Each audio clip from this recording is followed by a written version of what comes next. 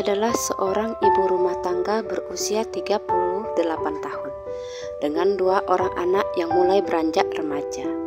Sehari-hari Ibu Eti berjualan kebutuhan rumah tangga di rumahnya, mulai dari berjualan sabun, garam, minyak goreng, hingga jajanan anak-anak.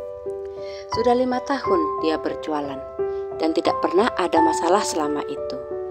Lalu suatu ketika terjadi keributan antara Bu Eti dan seorang anak kecil berusia 10 tahun. Si anak cuma bisa nangis sedangkan Bu Eti terus memarahinya. Suami Bu Eti yang dengar ribut-ribut itu keluar lalu bertanya apa yang terjadi. Menurut pengakuan Bu Eti, total belanja si anak adalah Rp3.000. Lalu si anak membayar dengan uang Rp5.000. Tentu saja Bu Eti mengembalikan uangnya sebesar Rp2.000. Tapi si anak dengan sesungguhkan mengatakan kalau uangnya bukan Rp5.000, tapi Rp10.000. Dan si bapak percaya 100% kepada istrinya. Si bapak malah menyuruh anak itu untuk pulang.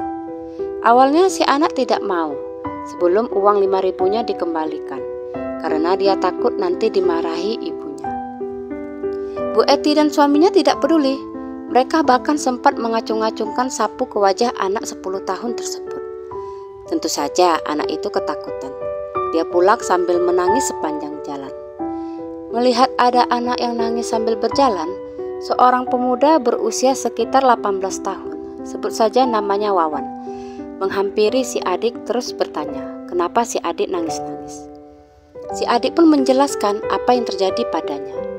Mendengar itu si Wawan merasa iba, lalu merogoh koceknya dan memberikan si adik uang Rp5.000. Si Wawan juga berpesan, lain kali kalau berbelanja harus lebih hati-hati. Pulanglah si anak dengan hati gembira, karena bayang-bayang bakal dimarahi ibunya langsung hilang. Kelang beberapa minggu kemudian, kejadian yang sama menimpa seorang ibu rumah tangga, di mana beliau berbelanja dengan uang Rp50.000, tapi Bu Eti bilang si ibu tetangga bayarnya cuma pakai uang Rp20.000. Hampir mau berantem lah mereka berdua. Dan lagi-lagi suami Bu Eti membela istrinya. Tapi si ibu tetangga ini termasuk barbar juga orangnya. Karena Bu Eti kukuh tidak mau mengembalikan sisa kembaliannya, dan si ibu yang satu ini juga nggak mau kalah. Si ibu langsung menyambar minyak 2 liternya Bu Eti terus lari pulang. Bu Eti sempat teriak maling, tapi si ibu tidak peduli. Para tetangga yang melihat kejadian itu tentu saja bingung. Ini sebenarnya siapa yang salah? Kok dua-duanya sama-sama ngotot gitu? Dan cerita itu menyebar ke seluruh kampung dan akhirnya nyampe ke telinganya si Wawan. Menurut si Wawan, kalau sudah ada 2 kejadian seperti ini, yang patut dipertanyakan adalah pengakuan Bu Eti itu sendiri. Wawan curiga, kayaknya Bu Eti lah yang punya masalah. Lalu si Wawan pun iseng berbelanja di warung Bu Eti. Dia membawa uang Rp10.000. Lalu si Wawan membeli 1 bungkus mie dengan harga Rp3.500. Dan seperti dugaannya, Bu Eti cuma mengembalikan Rp1.500. Si Wawan pun komplain, dia bilang kalau uangnya Rp10.000. Dan seperti biasa Bu Eti ngeles, dia bilang uang Wawan cuma Rp5.000.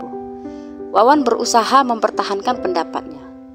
Tapi karena Bu Eti bertanya ada nggak bukti kalau dia bawa uang Rp10.000 dan Bu Eti sudah berbohong. Tentu saja Wawan gak bisa jawab karena memang tidak ada bukti langsung. Akhirnya Wawan ngalah dan memutuskan pulang saja.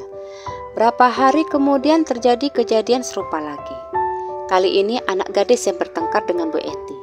Tapi hasilnya tetap sama, Bu Eti pemenangnya. Apalagi ada dukungan kuat dari suaminya yang terkenal garang di kampung tersebut. Wawan memutar otaknya, gimana caranya memberi Bu Eti pelajaran. Ini harus dihentikan sekarang juga. Kalau tidak, Bu Eti akan terus-terusan merugikan warga kampung. Pikir punya pikir, akhirnya ia mendapatkan ide cemerlang. Ide apakah itu? Simak lanjutan ceritanya. Si Wawan membawa uang Rp20.000, terus berbelanja. Bu Eti menyambutnya dengan wajah masam. Ya, mungkin dia masih kesal lah dengan perdebatan mereka terakhir. Tapi si Wawan berusaha bersikap biasa aja. Wawan pun berbelanja dengan total Rp7.000. Dan hal yang diinginkannya pun terjadi. Bu Eti cuma mengembalikan Rp3.000. Si Wawan pun meminta sisa kembaliannya. Dan lagi-lagi Bu Eti membantah. Suaminya yang kebetulan ada di situ pun ikut memarahi si Wawan. Kali ini si Wawan tidak membantah. Dia dengan tenang berkata, "Gini aja Bu Eti, kalau memang ibu merasa tidak bersalah, boleh dong kita periksa sama-sama kotak duitnya. Lihat di situ, ada nggak duit 20.000 dengan coretan Wawan di sudutnya. Tintanya warna biru loh." Bu Eti yang mendengar tantangan si Wawan langsung pucat pasi. Tapi dia masih berusaha mengendalikan keadaan. "Kau mau bilang aku pembohong?" "Iya," marah Bu Eti. "Enggak loh Bu, cuman membuktikan aja. Ada nggak duit 20.000 itu? Kalau nggak ada ya nggak apa-apa, berarti awak lah yang salah." Bu Eti cuman bengong di tempatnya. Dia memeluk erat-erat kotak duitnya. Si Wawan yang habis sabar memanggil beberapa ibu-ibu yang kebetulan duduk menggosip untuk mendekatinya. Si Wawan pun menjelaskan tujuannya memanggil ibu-ibu tersebut.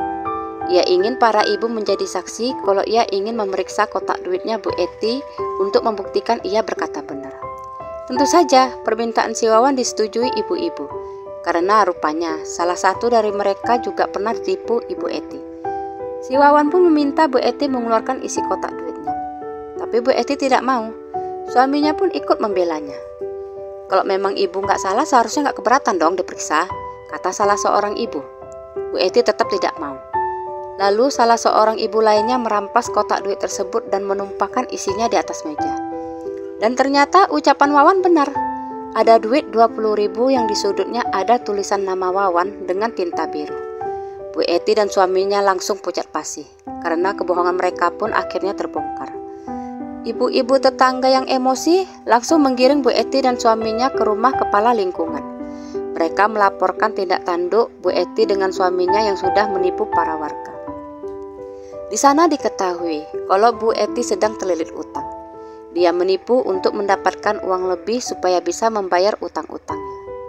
Tapi yang lucunya, Bu Eti dan suaminya saling tuding. Bu Eti bilang suaminya ikut terlibat menipu warga. Tapi suaminya nggak ngaku.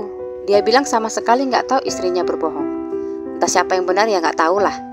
Para ibu tetangga meminta Pak Kepling untuk melarang Bu Eti berjualan lagi. Mereka tidak mau ada korban lagi yang harus tertipu oleh sepasang suami istri ini. Tapi Pak Kepling tidak setuju. Ia tetap mengizinkan Bu Eti berjualan dengan syarat jangan ada lagi kejadian seperti ini. Bu Eti dan suaminya juga harus mengembalikan uang warga yang sudah ditipunya. Nah, bagian ini yang gak sulit, karena Bu Eti sendiri lupa siapa-siapa saja yang sudah ditipunya saking banyaknya korbannya. Akhirnya warga-warga yang merasa ditipu berdatangan satu persatu ke rumah Bu Eti, menagih uang kembalian mereka. Para warga juga kalau berbelanja jadi lebih berhati-hati.